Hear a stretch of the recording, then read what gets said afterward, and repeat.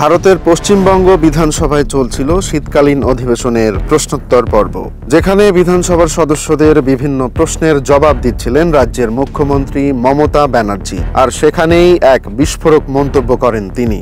বাংলাদেশ ইস্যুতে মমতার অবস্থান পরিষ্কার করতে বিরোধী দলের দাবির প্রেক্ষিতে তিনি ওই আপত্তিকর মন্তব্য করেন। রাজ্য বিরোধী দল বিজেপিকে উদ্দেশ্য করে মমতা বলেন, বাংলাদেশে ধর্মের ভিত্তিতে সহিংসতা চলছে। বিজেপি সরকার সবকিছু দেখার পরেও চোখ বন্ধ করে আছে। মমতা বাংলাদেশের সাম্প্রতিক ঘটনায় কোনো ব্যবস্থা না নেয়ায় বিজেপির কঠোর সমালোচনা করেন। এ সময় তিনি প্রধানমন্ত্রী নরেন্দ্র মোদীর উপর নিজের ক্ষোভ ঝাড়েন। বাংলাদেশ ইস্যুতে পশ্চিমবঙ্গ ইসকন প্রধানের সঙ্গেও আলোচনা করেছেন বলে জানান মমতা। এই ইস্যুতে বাংলাদেশে জাতিসংঘের শান্তিরক্ষী বাহিনী পাঠাতে ভারতের প্রধানমন্ত্রী নরেন্দ্র মোদীর হস্তক্ষেপ কামনা করেন রাজ্যটির মুখ্যমন্ত্রী।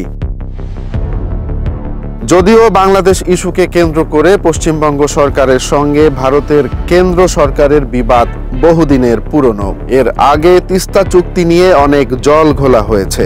একাধিকবার ঢাকার সঙ্গে দিল্লির সমঝোতার উদ্যোগ নেওয়া হলেও তা ভেস্তে গেছে মমতা সরকারের গোয়ার্তুমি ও আপত্তির কারণে। এর আগে চলতি বছরের জুলাইয়েও বাংলাদেশকে তিস্তার পানি না দেওয়ার কথা সাফ জানিয়ে দেন মমতা। সে সময়ে বাংলাদেশের সঙ্গে পানি বন্টন চুক্তির নবায়ন ইস্যুতে মোদী সরকারের তীব্র সমালোচনা করেন তিনি। ফলে কেন্দ্রের সঙ্গে তার টানাপোড়েন আরও তীব্র হয়। মমতা বন্দ্যোপাধ্যায় আরও বলেন, যদি বাংলাদেশে ভারতীয়দের উপর কোনো ধরনের হামলা চালানো হয় তবে আমরা তা মুখ বুজে সহ্য করব না।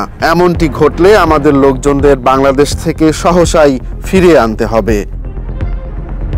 তিনি কেন্দ্র সরকারকে উদ্দেশ্য করে বলেন, বাংলাদেশে আমাদের পরিবার, সম্পত্তি ও প্রিয়জন রয়েছে।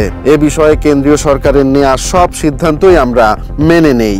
তবে আমরা বিশ্বের যে কোনো স্থানে ধর্মের ভিত্তিতে নৃশংসতার তীব্র নিন্দা জানাই এবং কেন্দ্রীয় সরকারের কাছে আকুল আবেদন জানাই, মিস্টার প্রধানমন্ত্রী দয়া করে হস্তক্ষেপ করুন।